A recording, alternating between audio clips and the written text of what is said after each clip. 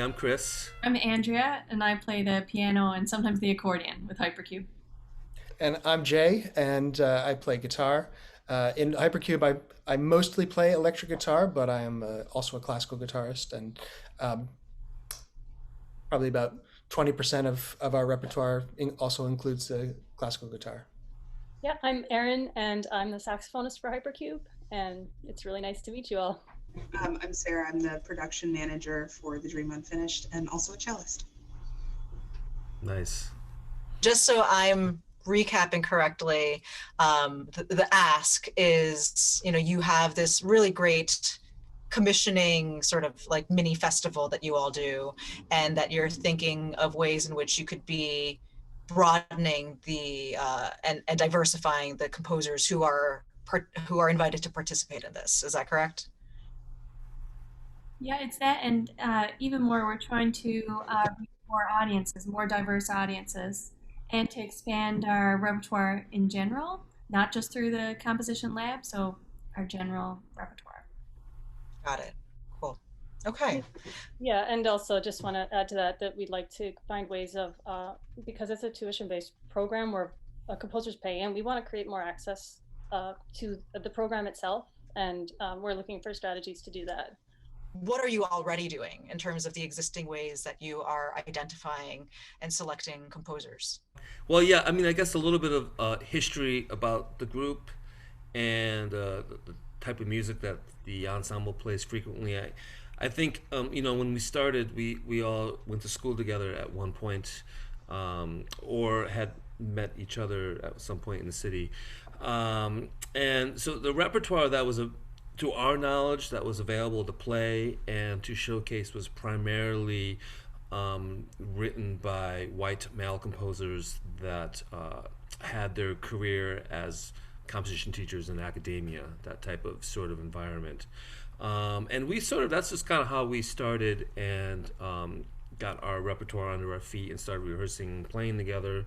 And as time has gone on and just being familiar with how times of thought have changed in society, we were thinking about how do we expand off of just platform that we've sort of just kind of grew up with and make it more diverse and more accessible to all sorts of different types of people, people who are interested in writing and participating in music, and people who are interested in just the entertainment aspect of music, watching concerts, that kind of thing. That's kind of like has what led to us here right now. And we did talk a little bit about the CubeLab earlier. That's what we call it. We call it CubeLab.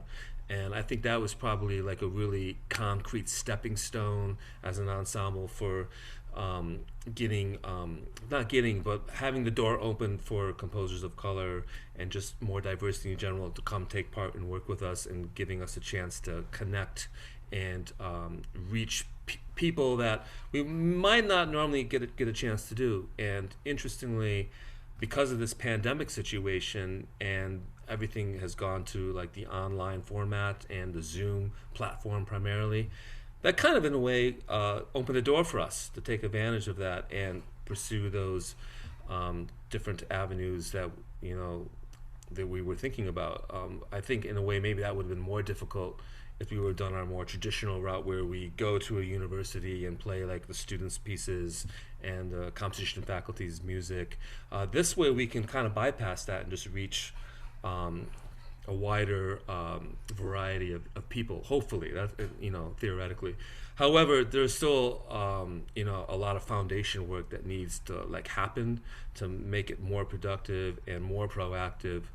And I think in a way, as an ensemble, we tend to think very proactive musically, but with this, we want to take that sense of music proactiveness and apply it.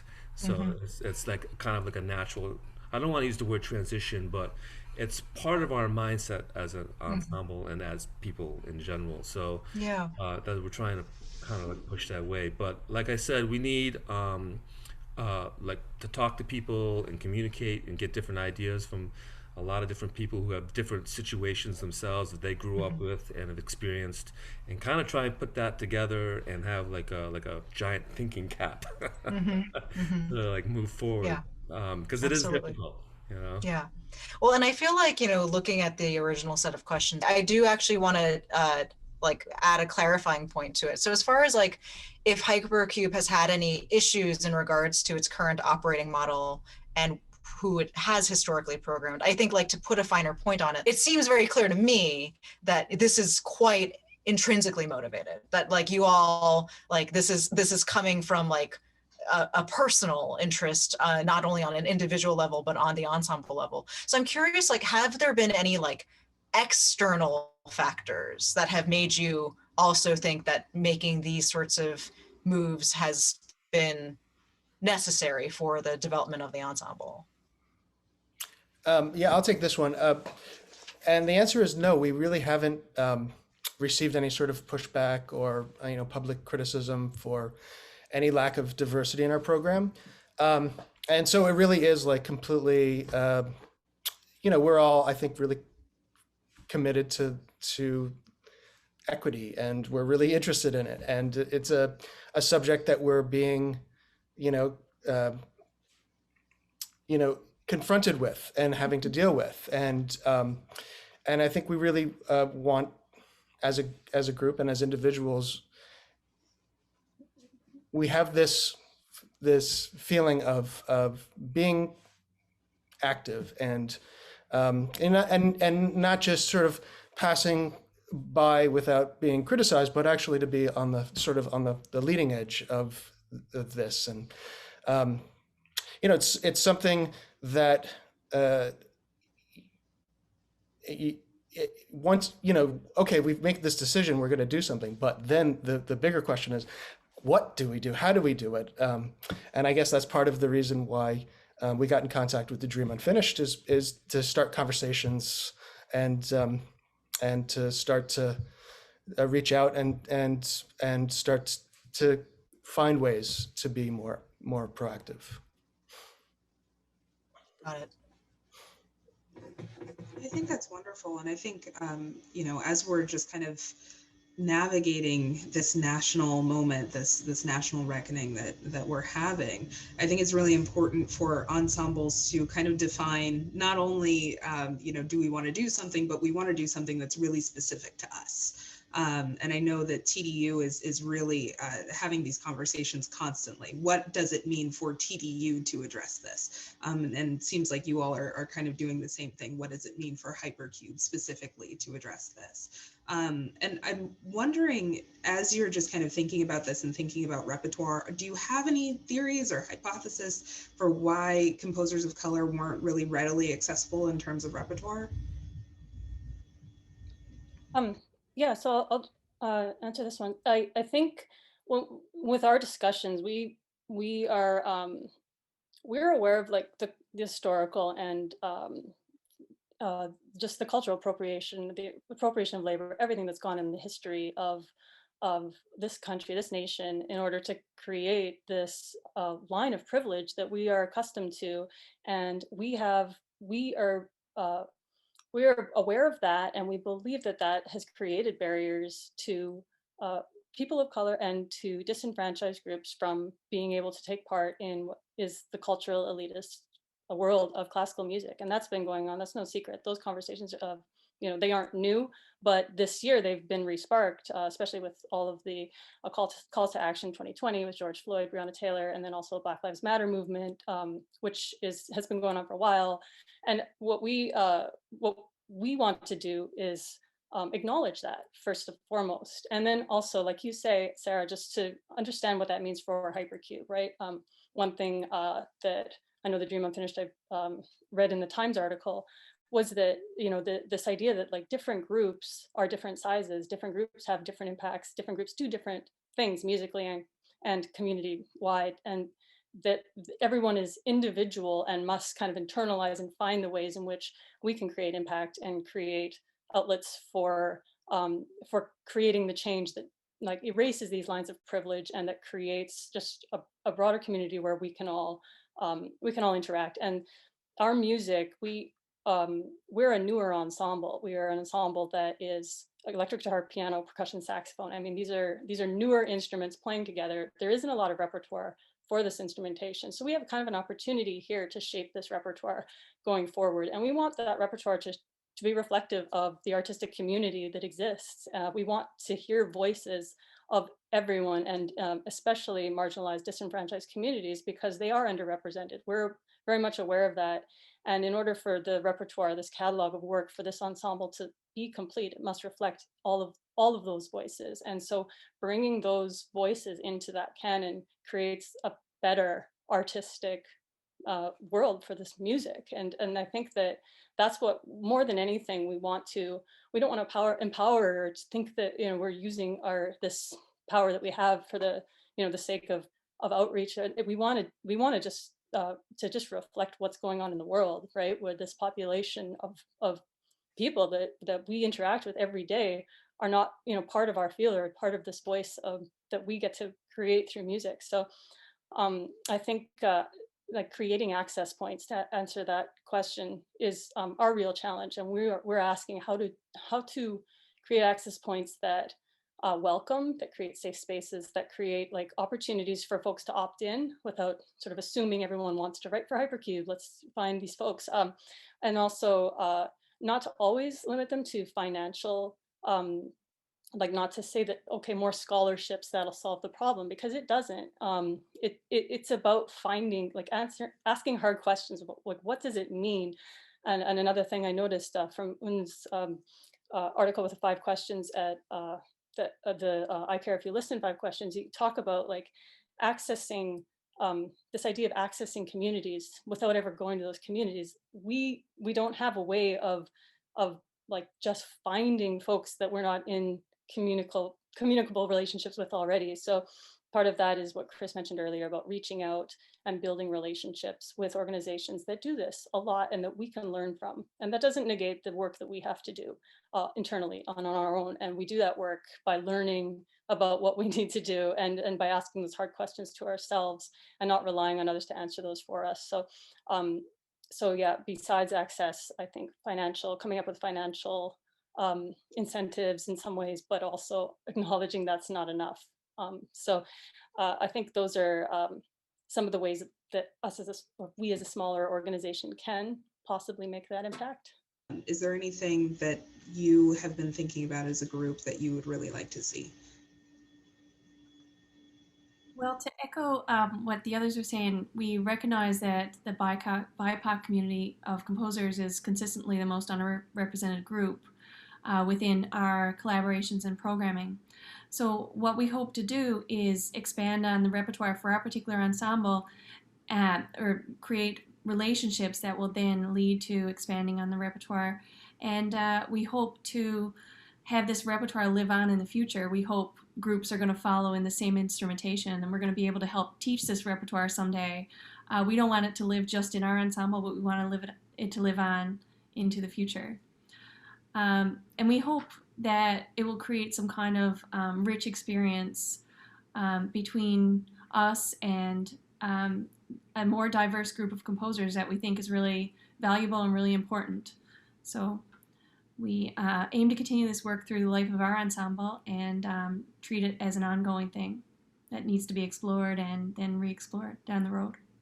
First of all, I love the instrumentation of Hypercube. I think it is so inventive, and I love me a good accordion on any day.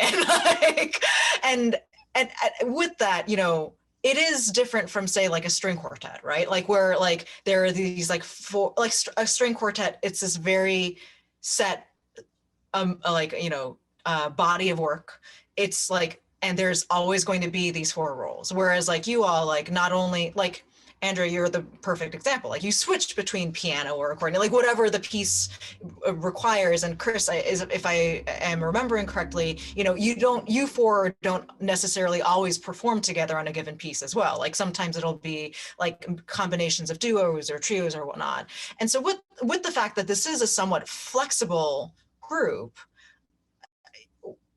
has there been any thought of growing the ensemble so that it is not all 4 white people?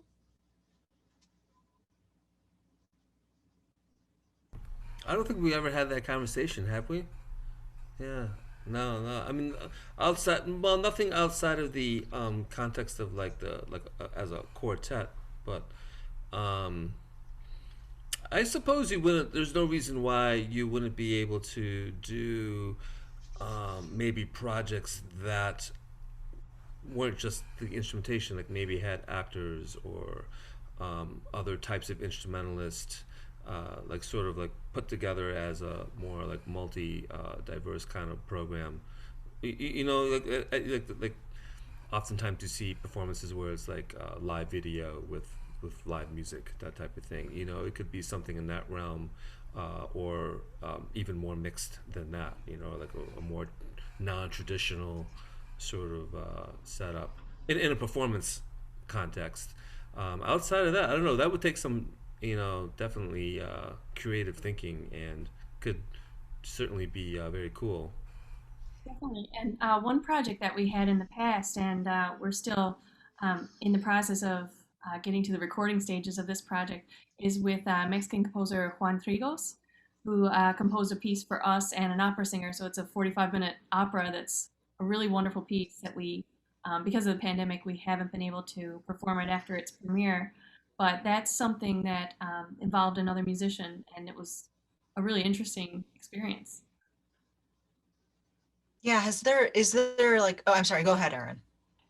No, I was just going to say, you're right. We haven't really talked about expanding the ensemble, and part of that is that when we formed, the idea was that we could make a string quartet type model out of this quartet. So there were some existing works for this instrumentation that that we could build off of, and we want to continue to do that.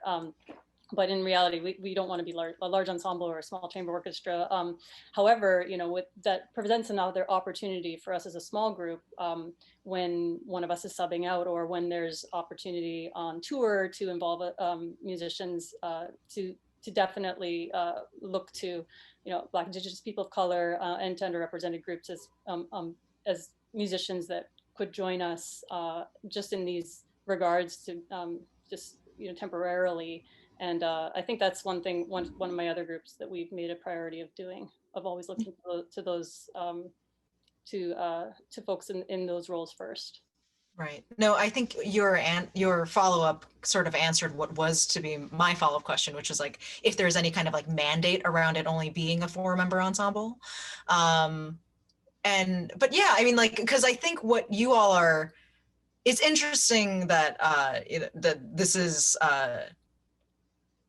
like that the group is, and the way that it's operated, like that has not necessarily been like a thing to think of like tinkering with. But at the same time, like I think what you all are experiencing is what I think a lot of in a micro version, what is a macro problem for a lot of these like orchestras, where, you know, it's an orchestra and it is given some kind of mandate from either like audiences or funders that like the personnel really needs to start looking a different way. But like you have these CBAs, you have these relationships with people. Like I remember actually having a conversation with an ED of an orchestra, and he was like, you know, I'm not going to push people out in order to make room for new people. And like it does feel like a zero-sum game very quickly.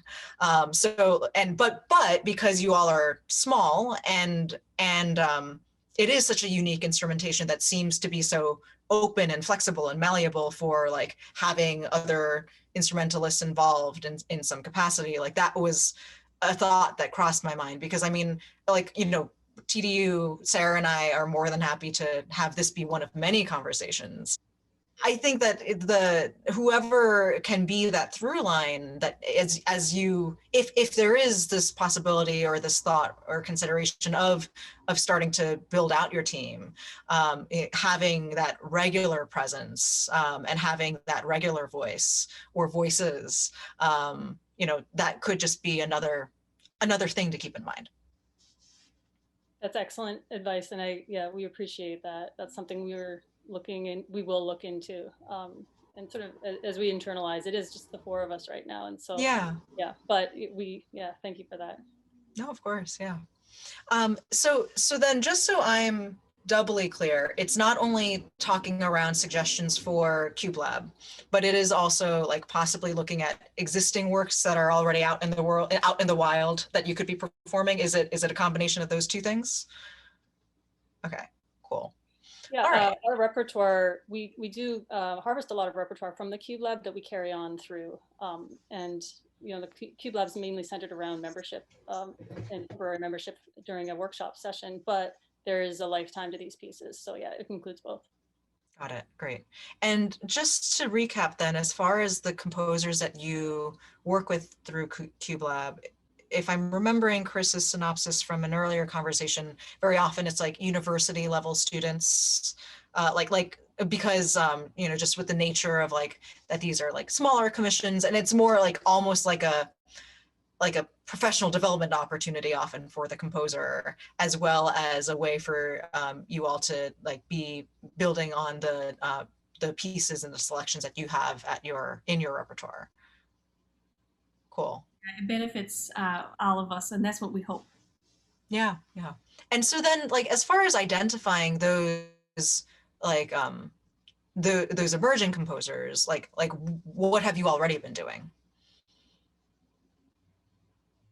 So currently, we offer scholarships based on financial need, which is something it's kind of tricky because we are not so set on wording and able to openly say we have discount for composers of color, and I think it's because we don't know if that's okay, and I think honestly like that's how I just don't know if it's okay to say that. I haven't seen that, and I don't know if that's a way to invite and welcome folks in, if that's somewhat if that creates a strange environment and relationship. So we offer those financial based, and we feel like that's one access point.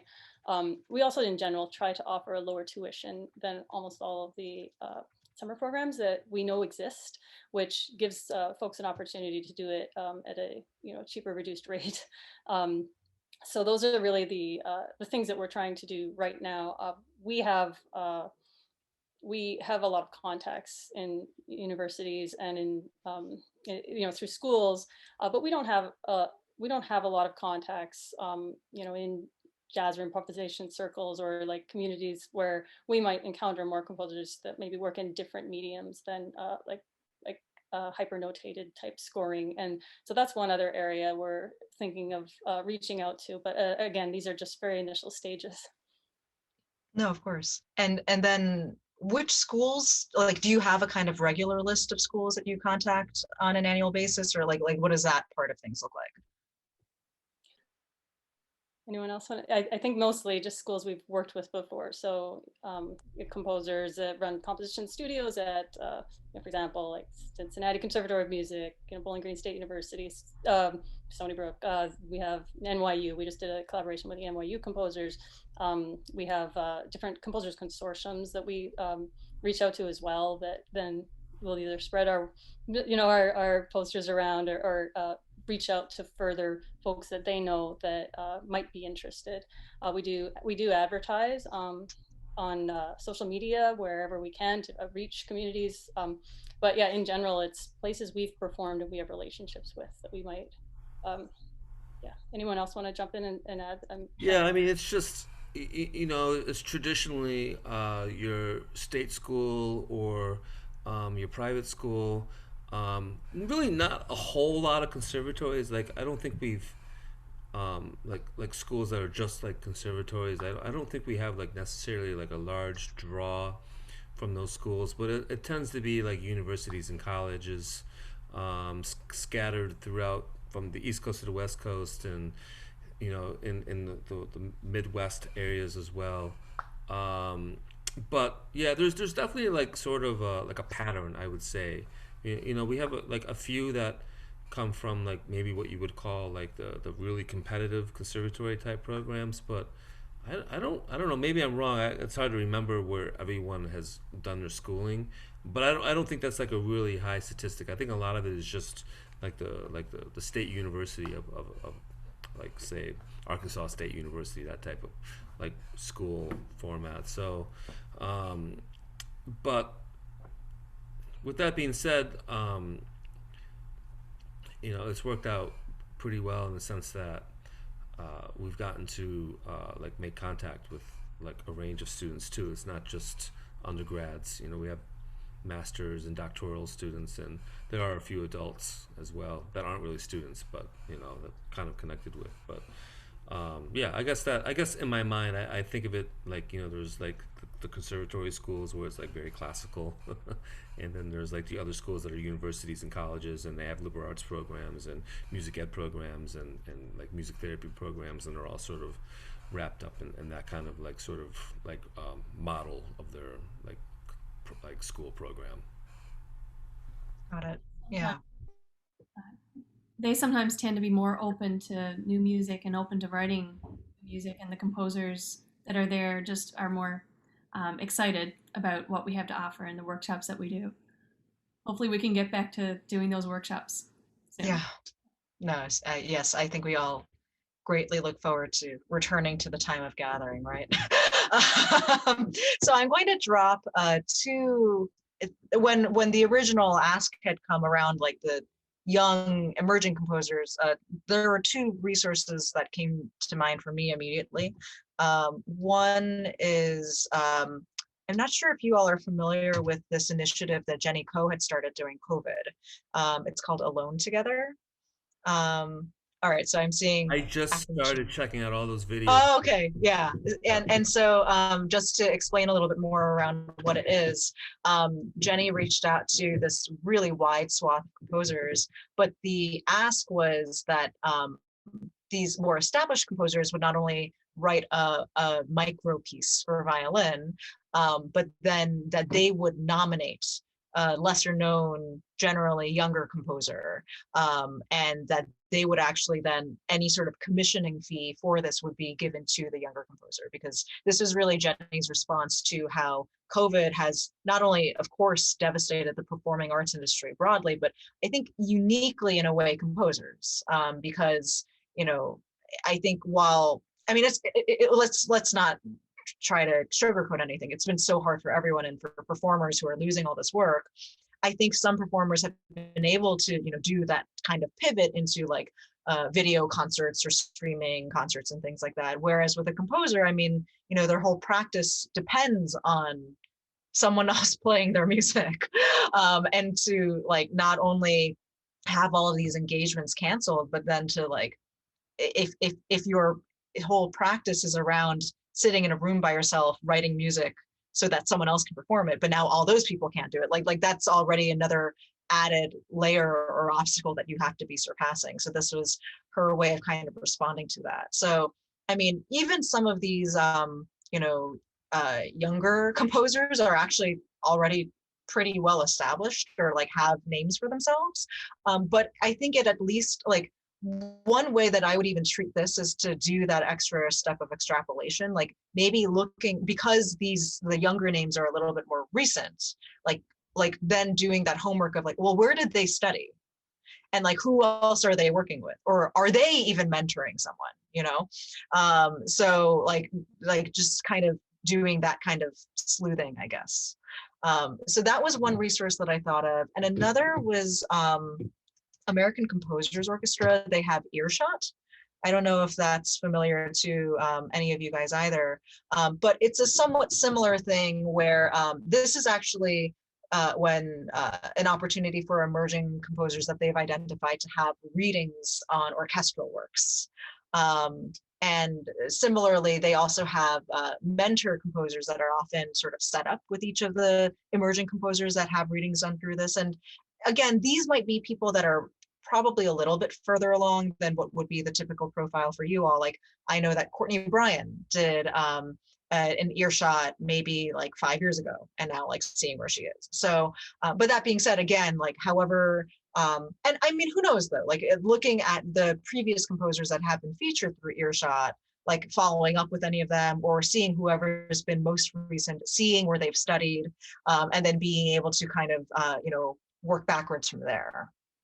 Have any of you checked out the videos of the Jennifer Ko's project? Yeah, no, I was able to even tune in live because she was doing all of this live on Instagram for a big stretch of it. Yeah, I mean, it's a lot of repertoire. You know, she really like pumps out some like just piece after piece after piece after piece after piece.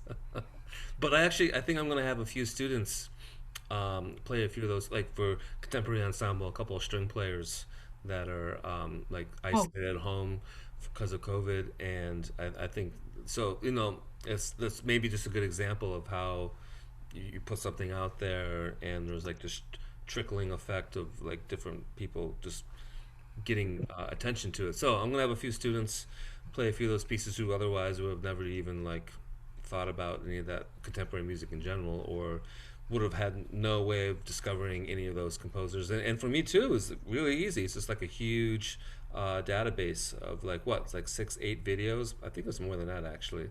yeah, no, she has let's see, 1, 2, 3, 4, 5, 6, 7, 8, 9, 10. So Yeah, she did this 20 yeah, times. yeah. And Yeah, they're all like 15, 20 minutes long, and each piece is not very long. They're like kind of like 2, 3 minute, 4 minute pieces right. tops. But so I was like, wow, that's very impressive and a lot of work.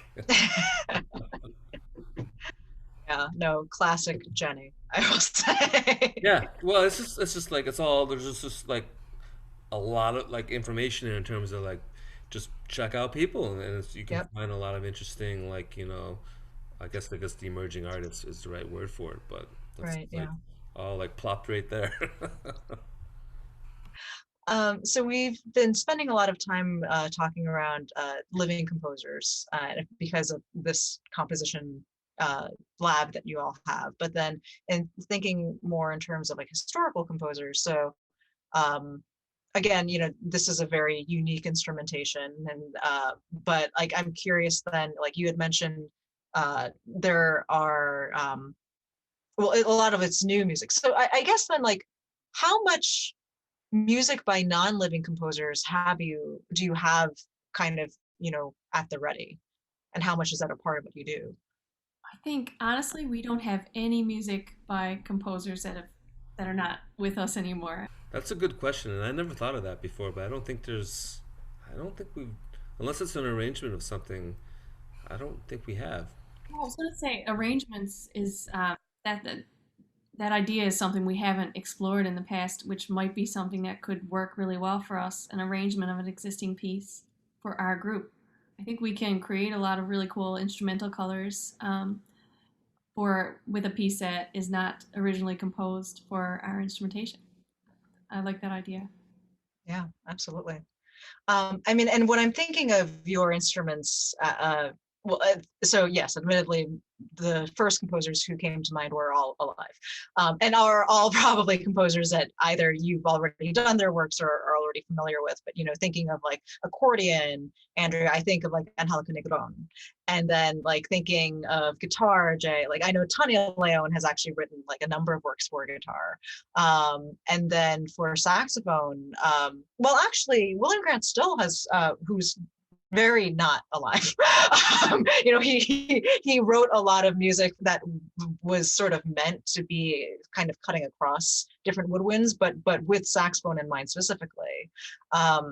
So as far as more historical composers, there's one book that I wish I had, which I will drop a link in here now. And then there's one book that I do have that I rely upon all the time. So the book that I wish I had is this, the IDBC, the International Dictionary of Black Composers. It is out of print, so you need to generally get lucky on eBay. Like, yes, like I'm looking at this right now and it says it costs $800. So you should not buy it for $800. But like generally people are able to, like I have some colleagues who are able to find it online for an actually affordable price. And this is such a wonderful resource because it's literally 2 volumes that are this thick. And it just covers this very wide swath of composers. The one drawback is, it is out of print, so it doesn't include any composers who have been, I think the last publication date was like sometime in the late 90s.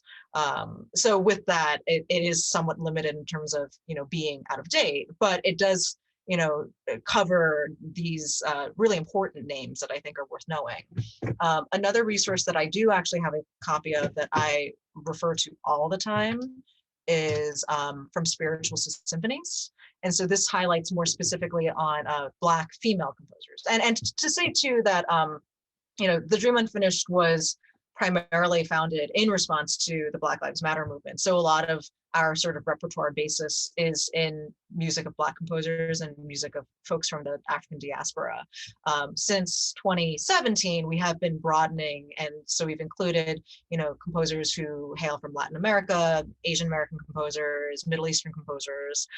But I would say that that muscle we still need to flex better, and that readily we do just have more resources in this particular demographic.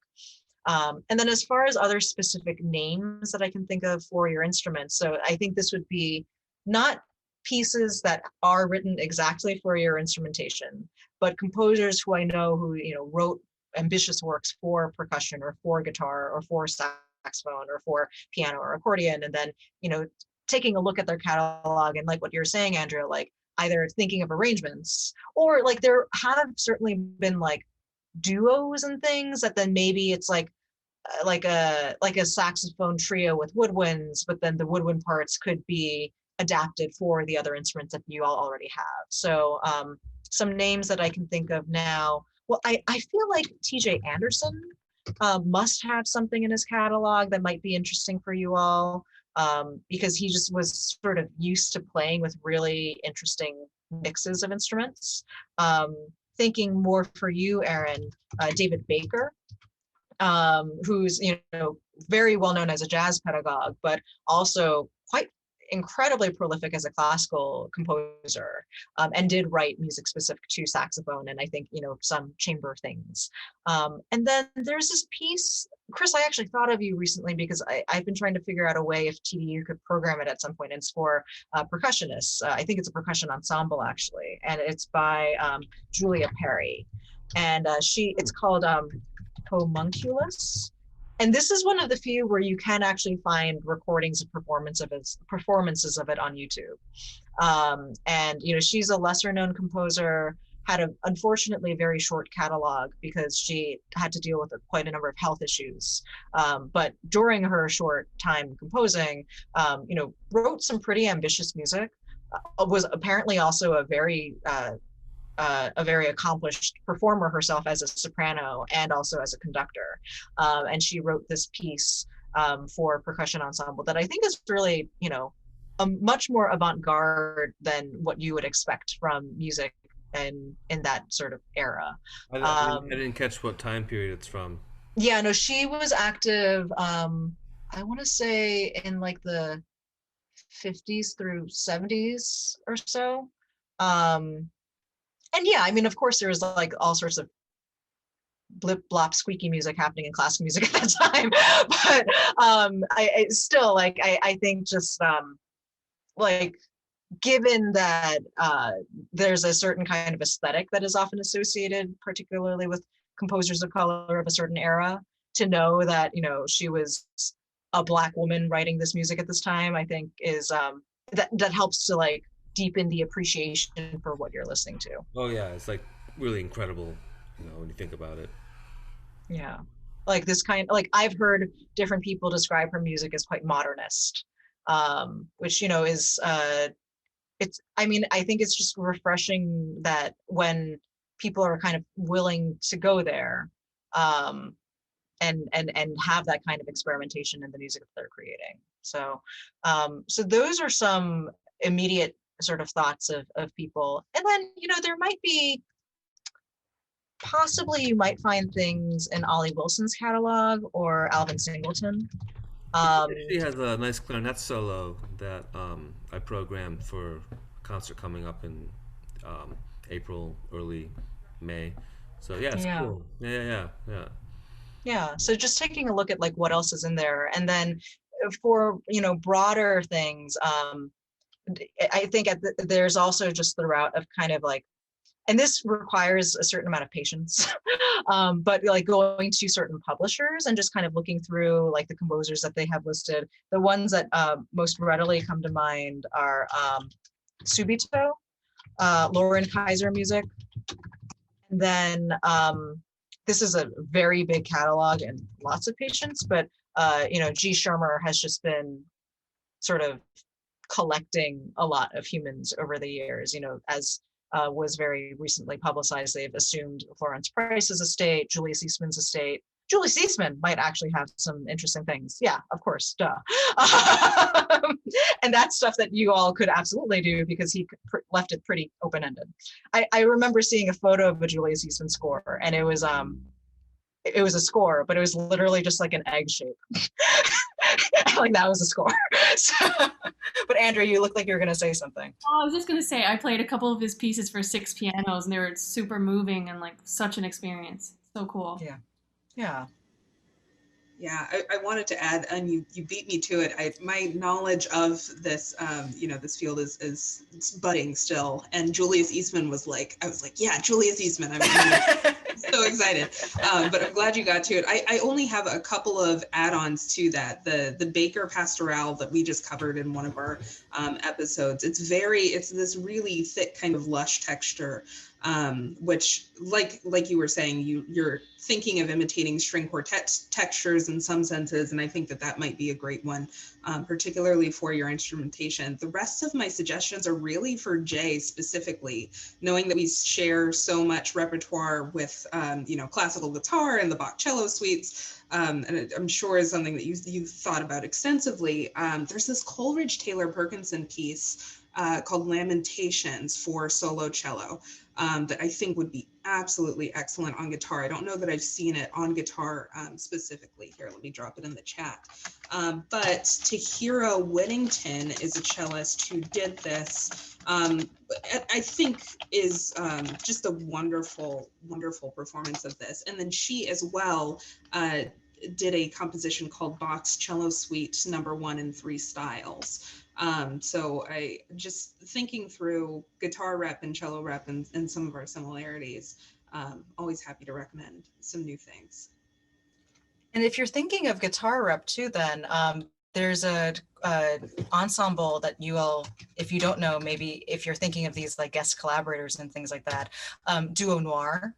So it's a guitar duo, Thomas, why can't I remember his name? This is so embarrassing. Thomas Flippin. He's one of the guitarists in Duo Noir. Jay, you look like you know him. I was just looking at one of his pieces the other day. Yeah. And so they do quite a bit around commissioning, and obviously have this repertoire of music that they perform between the two of them. But then if we're like thinking of further extrapolations, the other way to consider, I know that guitar, as Sarah just said, can borrow from cello. Guitar can also very easily borrow from piano.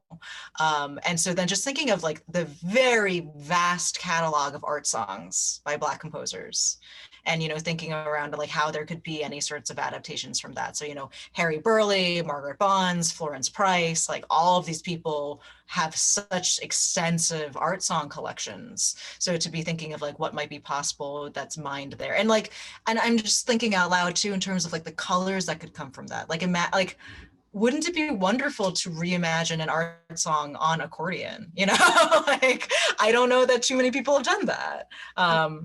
Accordion is such an expressive instrument. It can sound yeah. So to be able to, have these reimaginings of these works, I think that that's another sort of angle at which that this could be approached. So yeah, I hope this was helpful. Very helpful. Thank you so much for all your contribution of time and helping us in these ways, and for Chris for setting this up for us too. Yeah, I just wanted to check, did somebody like cut and paste copy those in the chat? Cool. Yeah, no, it's fun. It just gets you thinking about stuff and that you might have not have thought about before. Introduction to like repertoire that you might not have otherwise thought of. I feel like whatever field it is and whatever area of expertise a person or persons have, just like going in and having a conversation with them totally opens the door in a variety of ways. So like for a really like simple example, like the arrangement thing that you were talking about earlier, I was like, oh, we're so stupid. How come we never thought of that? I think that's such a good idea. Yeah, no. So sometimes it's just help. It just helps you like just like think about things a little bit differently, or just it's just a fresh what's the word for it? Just like just a fresh opinion or fresh ideas. It's stimulating to have this conversation. It's bringing up ideas for us and like a motivation almost. It's great, and we all appreciate hearing from both of you on these subjects. Yeah, we're really grateful for your time and taking the time to talk to us. We've had, like I said, we've had internal conversations, but we are at a point where we just need to talk to other voices and to broaden our perspectives. And so we really appreciate your time. And this is work that we know you do a lot of, and that we've seen the Dream Unfinished do over a lot of years. You've been really committed to this work. So just wanted to say thanks for taking that time. Oh, of course. Well, thank you for being interested in our work, and we look forward to also staying connected, and would love to hear updates, 6 months or a year from now, and like sort of see where the journey has gone. Yep. All right. Well, thanks you guys, and we look forward to staying connected. All right. Take care. Thanks so Bye. much. Thank you so All right. much. Have a good night.